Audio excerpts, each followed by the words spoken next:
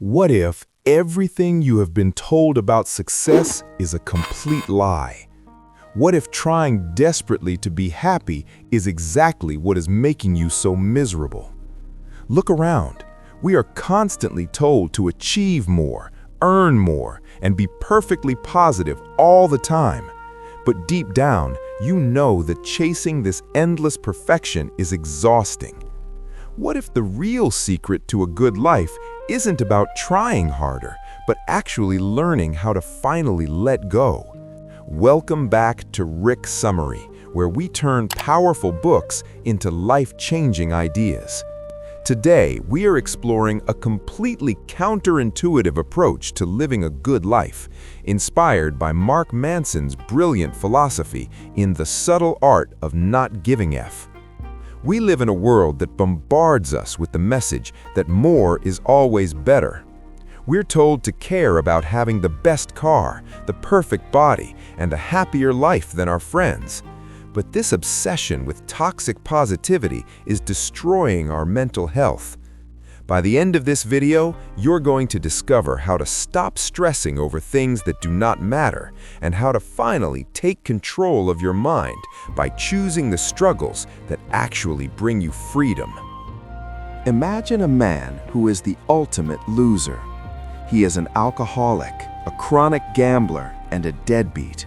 For 30 years, he works a miserable job at a post office, spending his tiny paychecks on booze and wasting his life away. Every time he tries to write poetry or stories, he is harshly rejected by publishers.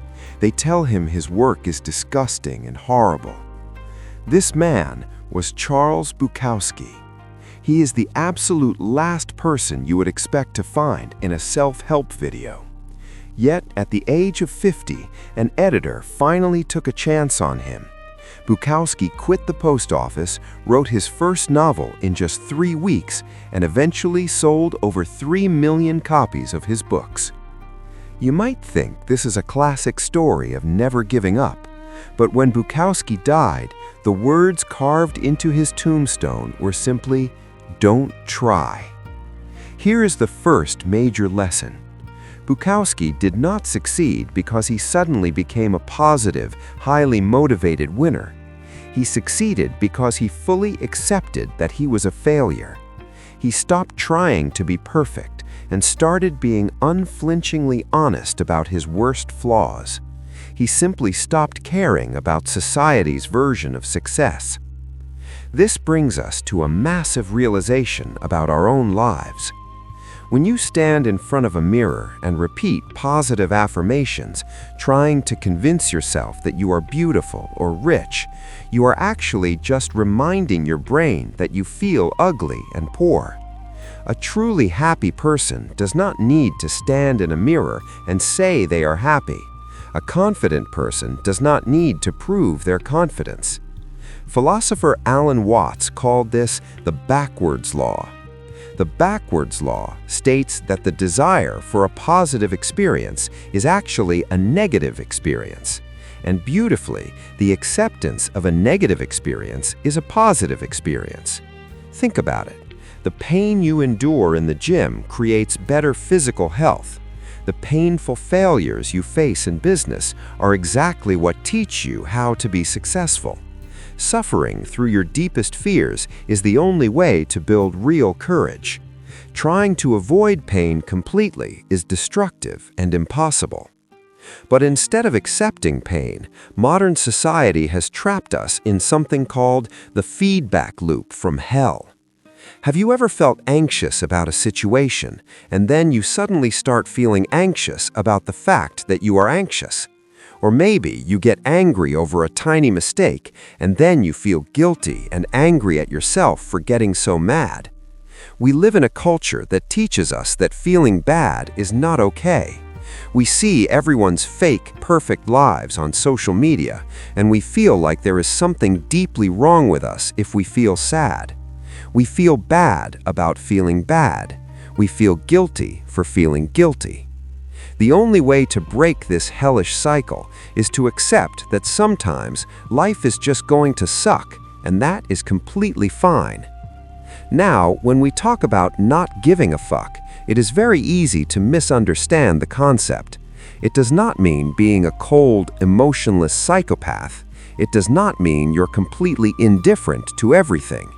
In fact, people who act indifferent are usually just terrified of the world and are actually hiding behind sarcasm because they care way too much about what others think.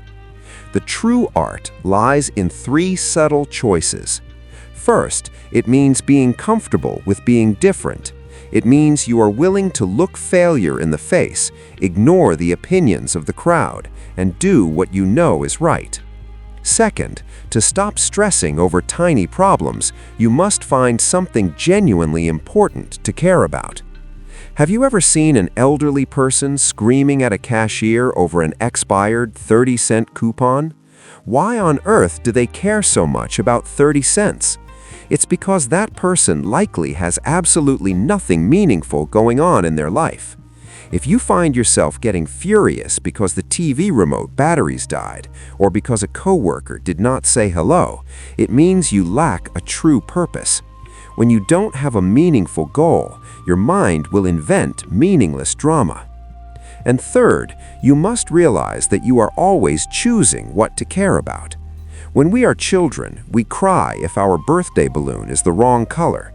Everything feels like a massive deal. But as we mature, we realize that most things simply do not matter.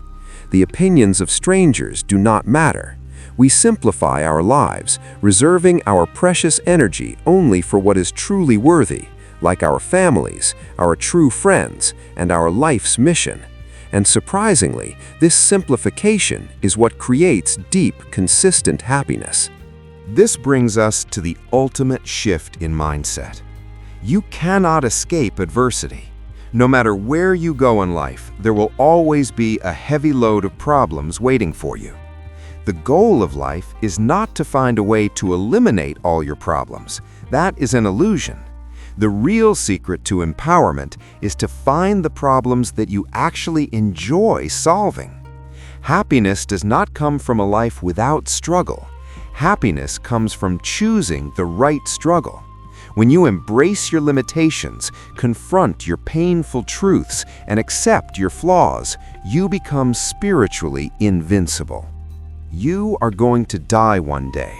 Your time is painfully limited, and you only have a small, restricted amount of energy to give to this world.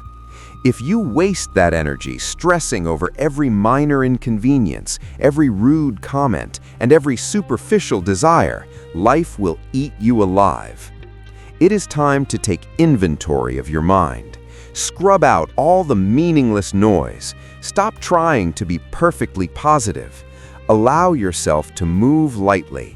Face your fears and focus only on the few things that truly make your soul come alive. If this shift in mindset helped you see the world differently today, make sure to hit the like button and subscribe to Rik Summary. Turn on the notification bell so you never miss out on more powerful insights that can rewrite the code of your mind. Let us know in the comments below, what is one meaningless thing you are going to stop caring about today? Thank you for watching, and we'll see you in the next chapter.